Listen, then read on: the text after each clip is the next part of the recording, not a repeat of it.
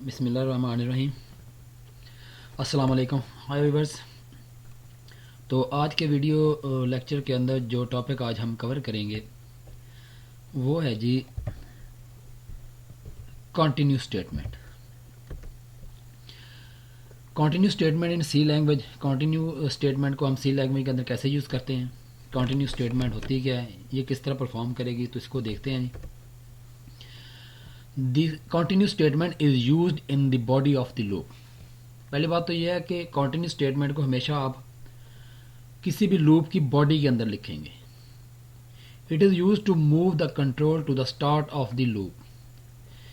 Continue का keyword जो है ना वो आपके कंट्रोल को दोबारा फिर लूप के स्टार्ट में ले आएगा। When this statement is executed in the loop body, जब ये कॉन्टिन्यू की स्टेटमेंट किसी लूप की बॉडी के अंदर एग्जीक्यूट होगी, the remaining statement of the current iteration are not executed. तो कॉन्टिन्यू की स्टेटमेंट के बाद जितनी भी स्टेटमेंट आपकी होंगी वो उस इटरेशन के अंदर एग्जीक्यूट नहीं होंगी।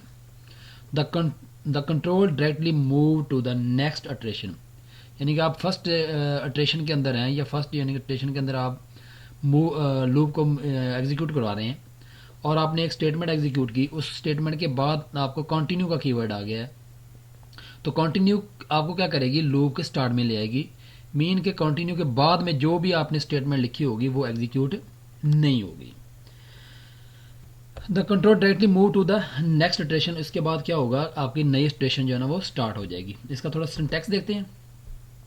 सिंटैक्स ये है, इंटीजर एन एक वेरिएबल लिया इंटीजर टाइप का एन, और एन इज इक्वल टू 1 है, n is less than 6, n plus plus. Mean के ये लूप जो है ना 6 टाइम एग्जीक्यूट होगा। मीन के एन इज इक्वल टू 1 से लेके एन 5 तक। जब आपकी कंडीशन ट्रू होगी आप बॉडी ऑफ द लूप के अंदर आ जाएंगे। तो print f hello word print होगा, और उसके बाद कॉन्टिन्यू स्टेटमेंट पे जब जैसे ही आप आएंगे तो ये आपको दोबारा फिर किस पे ले जाएगा, लूप पे ले जाएगा। एक इंक्रीमेंट होगा, कंडीशन चेक होगी, दोबारा फिर आप लूप के अंदर दाखिल हो जाएंगे, और आपका ये जो कीवर्ड है हेलो वर्ड दोबारा फिर प्रिंट होगा। और कॉन्टिन्यू स्टेटमेंट पे जैसे ही आप आएंगे तो आपका आपका जो कंट्रोल है दोबारा फिर लूप के स्टार्ट में चला जाएगा। मीन के कॉन्टिन्यू के बाद जो आपने स्टेटमेंट लिखी हुई है आफ्टर कंटिन्यू, ये प्रिंट एफ आफ्टर कंटिन्यू, ये एक दफ़ा भी प्रिंट नहीं होगा। तो इसको एक सिंपल प्रोग्राम के अंदर समझने की कोशिश करते हैं। तो देखें ये मैंने प्रोग्राम लिखा हुआ वही वाला। तो इसके अंदर मैंने क्या लिखा हुआ है, इंटीजर एन है, for n is equal to 1 है, एन इज लेस देन 6 है, एन प्लस प्लस।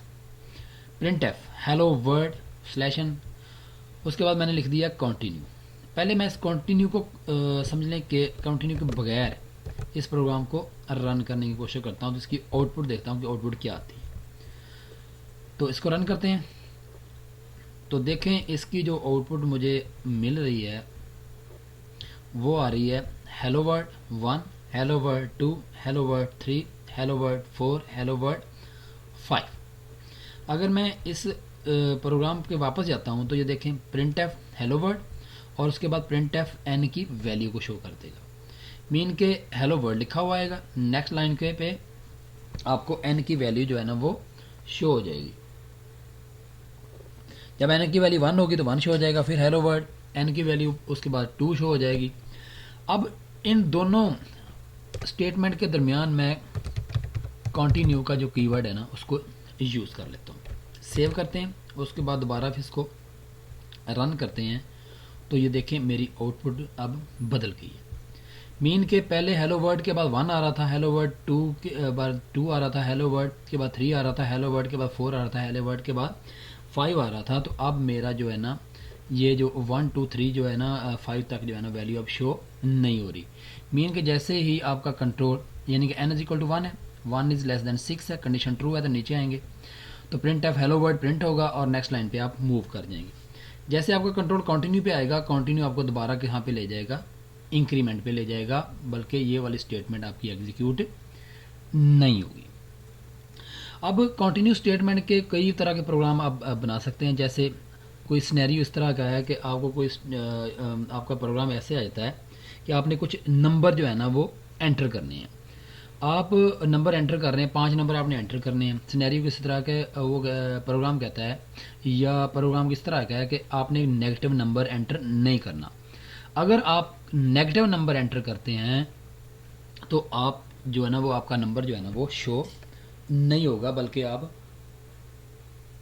दोबारा आप इटरेशन पे दोबारा चले जाते हैं। तो जैसे मैंने यहाँ पे एक वेरिएबल लिया n, अब यहाँ पे मैं एक वेरिएबल और लेता हूँ num नम के नाम से। तो मैं यहाँ पे कहता हूँ कि यहाँ पे लिखता हूँ, मैं यहाँ पे लिखता हूँ printf, और यहाँ पे मैं लेता हूँ एंटर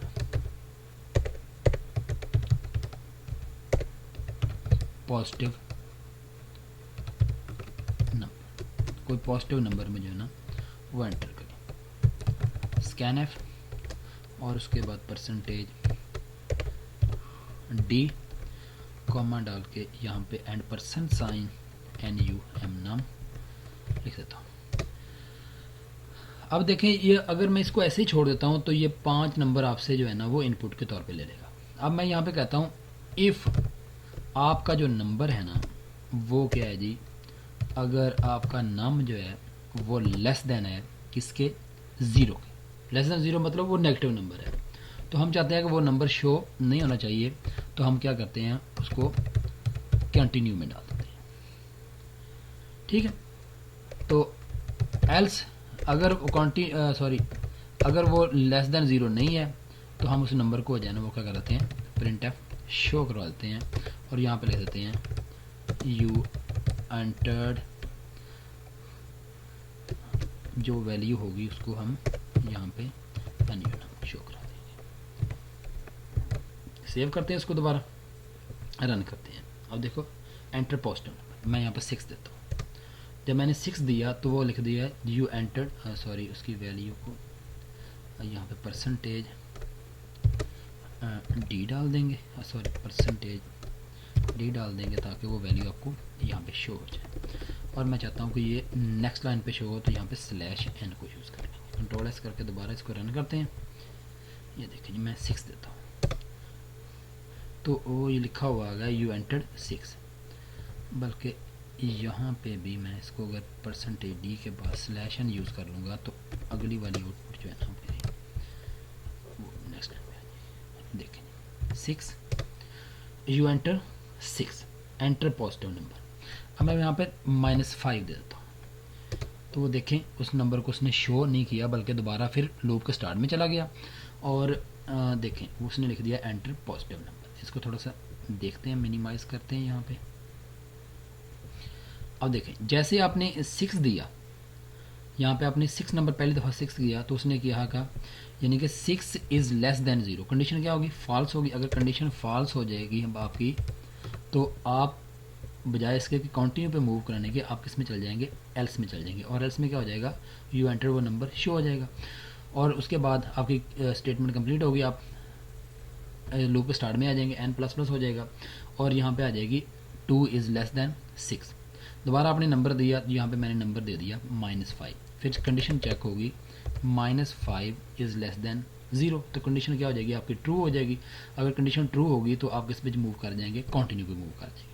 जैसे आप कंटिन्यू पे मूव करेंगे तो ये आपको दोबारा किस पे ले जाएगा, लूप के स्टार्ट में ले जाएगा, बल्कि ये वाली स्टेटमेंट जो है ना आपकी एग्जीक्यूट नहीं होगी। अगर आप यहाँ पे एल्स नहीं भी लिखते तो तब भी ये सेम जो है ना आपका रिजल्ट जो है ना वो शो होगा। तो देखते हैं इसको दोबारा, यहाँ पे दोबारा रन करते हैं। देखिए जी मैंने पहली दफ़ा 6 दिया, और सॉरी तो यहाँ पे बल्कि उसने एक ही यानी कि इसको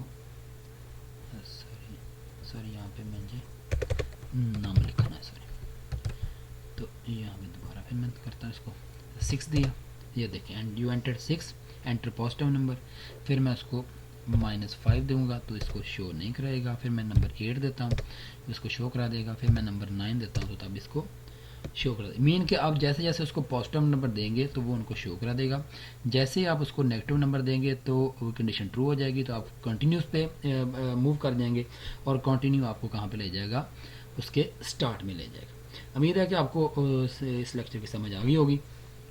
अगर आपको मेरे वीडियो समझ आ रहे हैं तो मेरे चैनल पे लाइक पे क्लिक करें और प्लीज़ मेरे चैनल को सब्सक्राइब लाजमी करते रहें ताकि आपको मेरे आने वाले वीडियो जो है ना वो प्रॉपर अपडेट उसकी मिलती रहे। अगर कोई क्वेश्चन हो तो उसको कमेंट्स में डाल दें तो इंशाल्लाह आपको वहाँ पे इसका जवाब लाजमी दिया जाएगा। ओके बाय, अल्लाह हाफिज़।